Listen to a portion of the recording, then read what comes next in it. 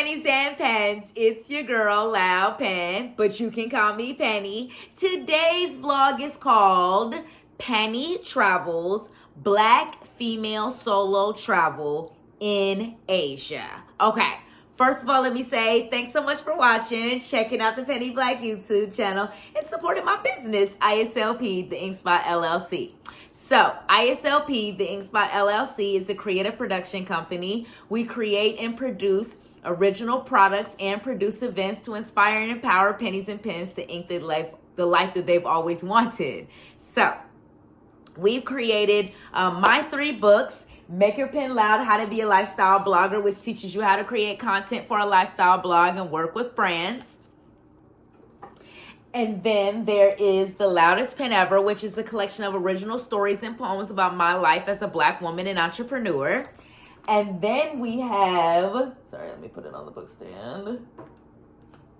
And then we have the Pen Planner, which is a blog and social media workbook, which helps you create and plan content for your blog and social media. And then if that's not enough, we also have Pennies and Pens, which is our vegan fashion line. I'm wearing one of our 100% organic cotton t-shirt or hoodies. It's also made of 100% organic cotton and recycled materials. Sorry, y'all. I'm so used to the spiel about the Pennies and Pens t-shirts, which are 100% organic cotton, but the hoodies are a mixture of organic cotton and recycled materials. So it's vegan friendly, it's eco-friendly, it's sustainable, and it's amazing. So if you want to learn more about ISLP, the Ink Spot LLC, you can go to our website, islpdtx.com. We also host events. We just hosted another successful event, Eternal Gaze, which is to celebrate Taman's first world tour, Ephemeral Gaze, this past weekend here in Dallas, Texas at Share T. Carrollton. Okay, so again, you can learn all about us on islpdtx.com. You can shop the ink and support the business, which is a Black and woman-owned business, I should say, owned by moi, Black millennial female. So in today's vlog, PennyTravels, Black Female Solo Travel in Asia, I wanted to specifically talk about what it's like to travel to Asia as a Black woman solo trip, okay? Because I have now been on several solo trips to Asia. I have been to Tashkent, Uzbekistan twice. I have been to Seoul, South Korea twice. And I've also been to Jeju Island, South Korea, as well as Tokyo, Japan. So all of these trips were completely solo from start to finish, as far as me flying out to these cities and countries by myself. When I went to Tashkent, Uzbekistan, I was based in New York at the time, but that was still a 17-hour direct flight from New York City to Tashkent, Uzbekistan. So on a 17-hour flight by yourself, what do you do? And then also when I went to Seoul twice, I went from Dallas to Seoul, and those were both also solo trips, and I flew there direct from Dallas to Seoul. And then the way I got to Jeju in Tokyo was on the first trip to Seoul, which was in 2022. I flew from Dallas to Seoul, stayed in Seoul for a few days, and then from there I flew to Jeju, because Jeju Island is only like an hour and a half from Seoul. So then I flew to from Dallas to Seoul, stayed in Seoul, like I said, for a couple of days, and then flew from Seoul to Jeju Island. And then I did the exact same trip almost when I came back in 2023, except this time I went to Tokyo, Japan. So I flew from Dallas to Seoul, stayed in Seoul for a few days, and then flew to Tokyo, Japan. So again, all of these trips were completely solo, as far as I went out there by myself, I stayed by myself, I did everything, hung out by myself. I met a couple of cool people on the way that I hung out with, but like it was solo trips, okay? So the reason why I wanted to talk about this is because something that I did not say earlier is that ISLP, we advocate for diversity by incorporating Black and East Asian culture into our products and content.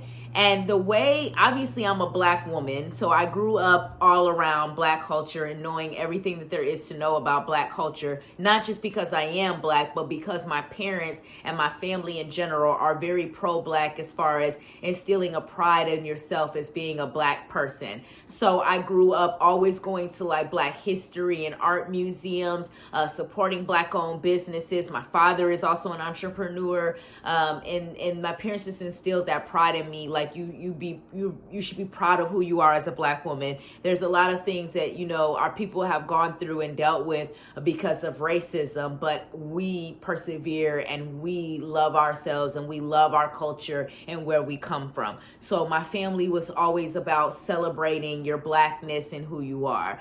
But the way I got into East Asian culture, which for those that don't know, incorporates like Korea, Japan, China, Thailand, all these various different countries, which all have their own different idiosyncrasies and nuances that are totally different from each other. Because even when I was flying from Korea to Japan, I noticed that even the Koreans that were on the flight, like they were now foreigners when they got to Japan. They don't speak Japanese. They don't know, you know what I mean? Because here in America, we have a tendency to just group all of Asia together. We're like, it's just Asia. But it's a huge continent, and all of the various different countries within Asia are so different, because Tashkent, Uzbekistan is Central Asia, whereas, you know, South Korea, Japan, these places that I've been to are definitely East Asia. So there's differences in the cultural norms and the nuances, you know, and so I'm babbling a little bit, but just to kind of talk about like why I went on these trips solo by myself and like what I experienced while there. Okay, so the first trip to Seoul happened in 2022 for my birthday. The reason why I went is for my birthday. I really had never taken such a long distance solo trip, and I just wanted to do it. I was like, Pen, I don't know if you can do this, but if you can do it, make it happen. And so my family was like, Pen, we're coming. And I was like, no, nobody's coming. I'm going by myself. And they were like, what? And like at this stage as an adult, of course, like my parents, my family and friends can't make me do something that I don't want to do, you know? So their reactions were so different because they were all like, wait, you're really going by yourself? Like you're really, I was like, I'm really going, you know? But at this stage, keep this in mind, you guys, I've also traveled to a bunch of different other places. Now, all these other places that I had been to were with family and friends, but I still went there like as a single person. But this was like my first trip, like going there well, Tashkent was before that, way back in 2010 and 2012. But that was more of a business trip because I was a sponsored trip, completely sponsored from beginning to end as a blogger. But Seoul, that was like me paying for it out of my own pocket. And so again, I wanted to go because I wanted to experience like Korean culture, you know, because I'm like, I have been loving K-pop for all these years, but I wanted to like go to Seoul and like experience Korean culture in real life and in real time.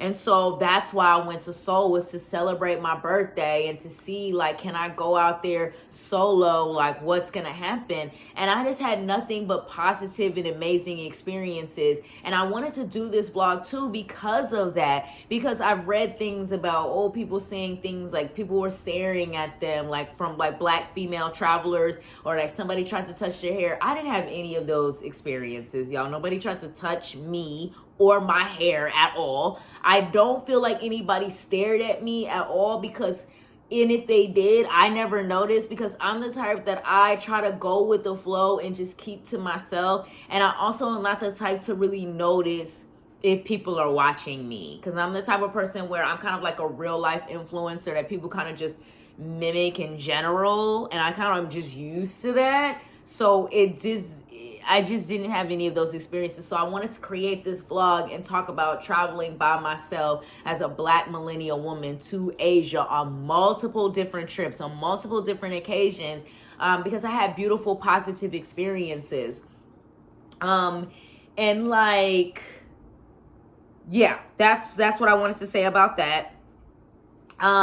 And like, honestly, you guys, like Asia is beautiful, and I highly, highly recommend it as a Black female solo traveler. Like, you will eat the best food. You will meet the coolest people. Like, I remember I was walking to the National Museum of Korea, and this Korean man came up to me and he was like, hi. And I was like, hi. And like, you know, I bowed, like, and then he bowed. And like, I think that surprised him because he didn't expect it, you know? And then he was like, you know, well, what brings you to Korea? And I'm like, oh, I love K-pop and I just wanted to learn about like Korean history and culture. That's why I'm headed to the National Museum of Korea. And he bows again and I bow again. And he shakes my hand and he goes, welcome to Korea. And so these are the experiences that I personally had while I was in Korea. On my flight to Seoul from Dallas, a Korean man that was sitting next to me, he was like, found out I was traveling there by myself. He gave me his number. He was like, honey, if you need anything, let me know. So I was like, okay, like, you know. And then when I got to Seoul, I meet this Afghani man and his wife, and he helped me like get to my hotel and everything. So I had, like I said, nothing but positive experiences of traveling to Asia as a solo female traveler. And then when I got to Jeju, because Seoul is a little bit more diverse as far as you will see a few other foreigners in Seoul. They may not be black foreigners, but they're foreigners for sure. But when I went to Jeju, and this is what I want to talk about too in this vlog, if you're going to travel by yourself solo, regardless of your gender or your nationality, you need to be comfortable in your own skin. So you need to be the type of person who's comfortable being one of one, like literally one of one. You look around and there's nobody that looks anything like you. You have to be comfortable with that because you're in someone else's country, you're a foreigner, you know what I mean? Like, I don't want to be rude and say it like that, but you have to be comfortable being that you're gonna be the only one, you know? And so, yeah, so I think I got off topic again. Let me try to get back on the topic, but I had nothing but positive experiences. Now, when I flew to Seoul, like I said, I flew there from Dallas. So then I stayed in Seoul for a few days. Seoul also is like the NYC of Korea. Like it is a major, major city. There is so much happening in Seoul. Like a lot of people really, especially a lot of my fellow K-pop fans, don't understand how big the city of Seoul and how massive it actually is, because a lot of our context is only like certain parts of K-pop, you know, but like Seoul itself is literally like visiting New York City. There, the subways, the buses, people on bikes, cars, just going here, and there. There's always something new to see and do. Like, that's why I'm so happy that as a K-pop fan, I actually did get to visit Seoul on multiple occasions, because I'm like, the city of Seoul is so much bigger than K-pop. K-pop is really, really only like scratching the surface of like what the city and the culture actually is and what it's all about and what people are actually into in the city of Seoul. And so I had a beautiful experience. I loved it. Oh, another thing that I loved about Asia, both Seoul, Jeju, or all three, Seoul, Jeju, and Tokyo, is like how these cities are all like these major bustling urban cities and places, but they're so clean. They're so much more respectful of their land and their place of living in Asia, that from my perspective and experience, than America. Like America, we throw trash everywhere. Nobody cares. But in Asia, it's this more prideful thing of, we don't do that here. So Jeju was also beautiful. I loved just walking around and like going to the beach. Like Jeju is also like, it's an island, so there's certain parts, like I actually stayed in the more urban part of the island because it took me 45 minutes by cab to get to where the beach is, which I didn't realize when I was planning my trip, which is fine because I still had a good time. You know, as a tourist, you're like, I don't mind a 45-minute cab ride. I put on some music and just let the driver do what he did. You know what I'm saying? And the way that I was able to get the cabs, to be blunt with y'all, because one thing about me is, obviously I only speak English, but I didn't really try to learn too much Korean or Japanese on these trips. And it's not was because I was trying to be disrespectful, but it was because I was trying to be respectful. Because even now that I'm like starting to finally study Korean and Japanese, I'm like, these languages are so different from English that if I tried to say something and I didn't say it with the correct pronunciation, I could end up really hurting or offending somebody. So I would rather just speak the language that I know I'm making sense in, versus trying to say something in Korean or Japanese and just like totally mess it up. Like even the other day I was on this app and I was like watching a video about learning Chinese, and I believe it was Mandarin. And the person was like, if you say this and this, like you say this word in English, it means this in Chinese. And I was like, oh, that's not what you mean. You know what I mean? So I was like, I'm so glad I'm not trying to like, you know. So anyways, I had beautiful experiences in all these places. I also wanted to end this vlog with just giving out a couple of safety tips. And the safety tips that I want to give are, you know, always know how much money you have. So as far as always knowing how much money you have, that means like counting whatever cash you have and knowing how much it is. Also checking your debit and credit card accounts regularly just to make sure there's no fraudulent activity going on. The other tips that I wanted to give is that follow the local laws. You know, the local laws and customs of where you're visiting are different than where you're from and live. So make sure you look those up and you know what those are, so you don't end up breaking the law by accident and doing something that grossly offends someone. Also, only tell family and friends where you're staying and where you're going. So when I went on these solo trips, I was not on the internet broadcasting, oh, I'm in solo trip in Seoul, Jeju, and all of this. No, don't broadcast that. Keep that to yourself, little baby. And then what's some of my other tips? Oh, never look lost and confused. Always look like you know where you're going and know where you're at. Now, I did have a couple of moments where I might have looked a little lost and somebody did try to help me, but I only accepted the help if they offered it. If they didn't offer to help, I was like trying to figure it out on my own and not trying to look so lost and confused and like such a tourist, okay? Because that's obviously how you could be taken advantage of. And I forgot to real quickly talk about my experience in Tokyo, because I talked about Seoul and Jeju, but Tokyo was amazing. Tokyo is literally also the New York of Japan. So the same way I describe Seoul as the New York of Korea, Tokyo is the New York of Japan. There's a lot happening in that city. The train system is insane. As a former New Yorker, I couldn't believe how actually overwhelmed I was by the Tokyo subway system. It was pretty intense. But I finally figured out how to navigate it like on my last day.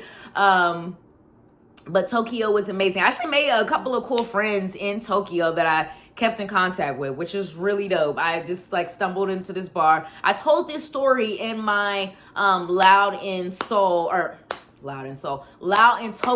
vlog. So if you guys go back to the old vlog, Loud in Tokyo, I tell the whole story about how I met these cool dudes at a bar in Tokyo, and we just was hanging out and drinking and playing darts and tripping. You know what I'm saying?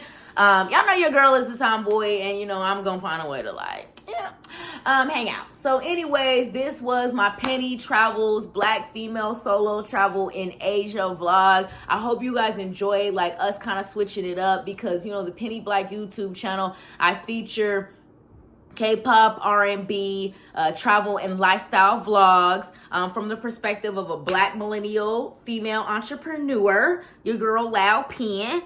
So we're gonna wrap up the vlog so Penny can finally cook some dinner, because this is the second time shooting this vlog, because the first one was a little bit not so great. Okay, so thanks for watching. Peace.